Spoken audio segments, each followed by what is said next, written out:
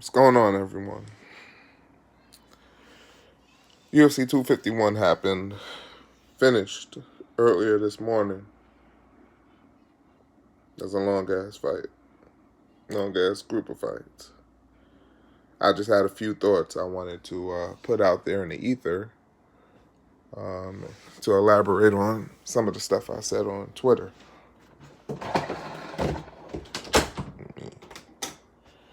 Turn on some light here. My apologies.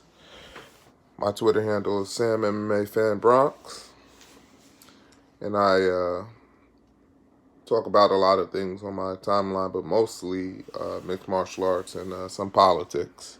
You don't like my politics? Oh well. Scroll past those. Get over it.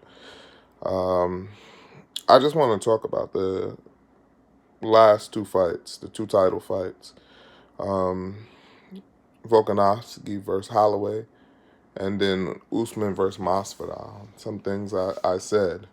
Volkanovski squeaks out a split decision, 3 rounds to two times two, and then 2 rounds to three on the opposing card. I thought that the fight should have gone to max. I thought it was pretty clear. Should have been either 3-2 max or 4-1 max. I mean, the idea that Volkanovski won round four clearly is that's debatable to me. I think a lot of times what happens in these fights, when a guy starts off dominantly winning rounds, is that we kind of start judging the following rounds on a curve. Notice when Volkanovski went back to his corner after round three, they didn't say you won that round. They said you did better. When he came back after round three, they said the same thing. You did better. Okay, and then the fifth round fight is over. You know why they said you did better? Because they weren't 100% sure that he won those rounds. And they weren't wrong. He did do better. Because rounds one and two, he got dropped to end those rounds. And Holloway was just killing him. I said on my Twitter line that Max Holloway is a genius because of the way he was fighting and the way he adjusted. Because we know he's way taller than Volkanovski.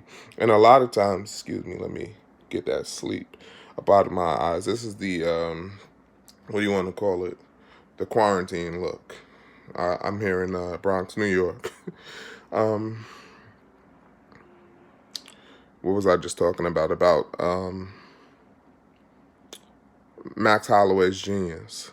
He fought tall as hell in this fight. He narrowed up his stance and he fought really tall. They didn't mention this on the broadcast about him fighting tall, but he kept on hitting Volkanovski with these uppercuts. He kept on showing him lots of stuff up the middle, like coming from below, because Volkanovski ducks into things. You know, before he's about to launch a lot of his attacks, he'll kind of duck down. So Max was messing him up, you know, stopping him before he could start. Another thing Max did really well in adjustment, and you know, he complained about the first fight, which I thought was ridiculous. Let me get that out of the way. I think he kind of hurts his case for having won this fight and for having people sympathize with him because of what all the crazy stuff he said leading up to this fight, that you know he thought he won the first fight. That was absurd, not even close.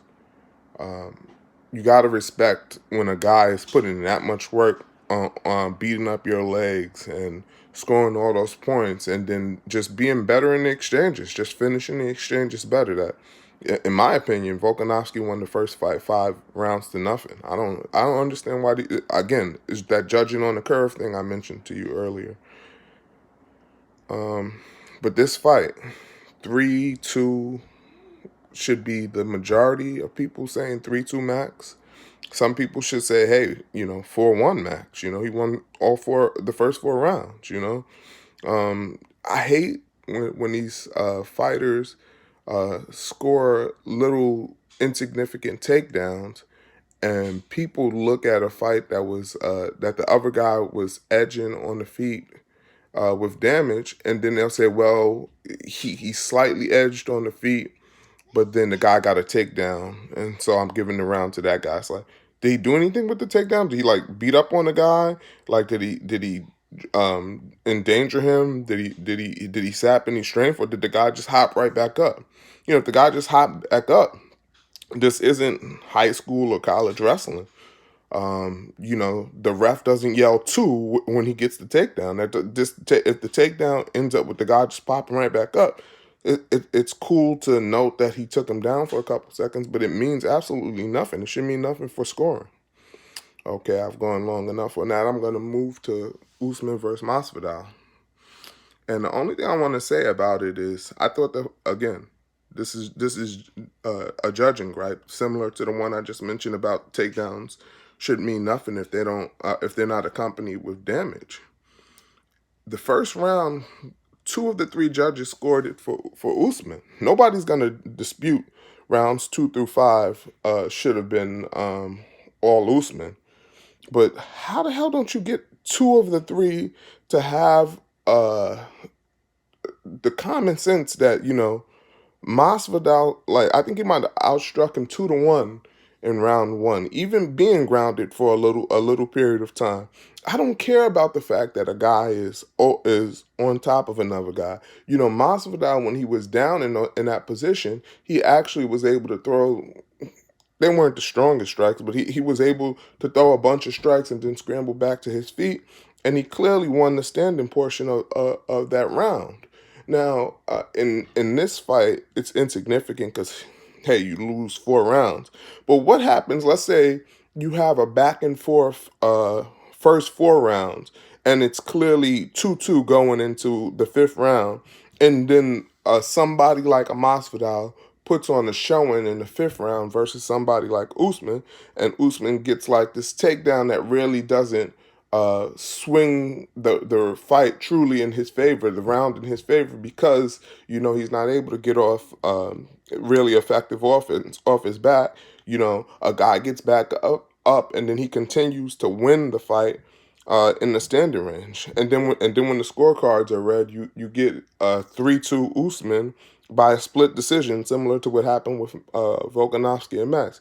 I tell you, I mean, we're not going to raise any outrage at the fact that the scorecards for Usman versus Masvidal was 50-45 times 2 and 49-46 for the dissenting judge. But we should, because these are issues that constantly keep on happening in the sport, and it's just so absurd. There was another wonky scorecard tonight where there was a split decision, and you're saying, how do you give this person even one of the first 2 rounds? I think it was Andrade versus Namajunas. I'm pretty sure that was it.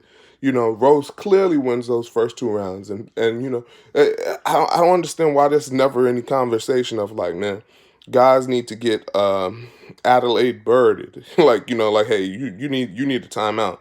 That scorecard was just so inexcusable. you got to sit down and learn a little bit or something. But those are some of my thoughts. I mean, that card was too long. Come on, man. You ruining people's. We spending money to have our Sundays ruined by the UFC. I mean, that was just too much. I saw somebody. I wish I can give credit. This isn't my idea. I just liked it, and I think it's right. I think it was Heidi Andrade. She says like, yeah, new rule, man. Three title fights means there's only four fights on the main card, man. I'm sorry, you guys are killing people on the East Coast. I mean, it sucks to be us, man. So you need to be more considerate of our time. So those are my thoughts. UFC 251. Usman retains.